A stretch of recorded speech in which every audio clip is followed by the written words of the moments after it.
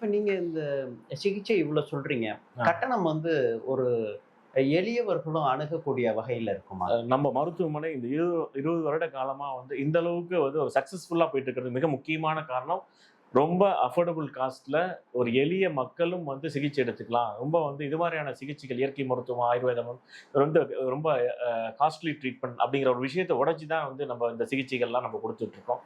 அப்ப சாமானியன்ல இருந்து சாதனையாளர்கள் வரை இங்க சிகிச்சை எடுத்துக்கக்கூடிய கண்டிப்பா. ஒரு சூழல் இருக்கு. இப்ப வெளிநாட்டுல கூடியவங்களும் இங்க வந்து சிகிச்சைலாம் எடுத்துட்டு போயிட்டு இருக்காங்களா? நெறைய பேர் எடுத்துக்கிறாங்க. இப்ப ரீசென்ட்டா கூட ஜப்பானியர்கள் வந்து ஒரு 6 பேர் வந்து சிகிச்சைகள் எடுத்துட்டு போனாங்க.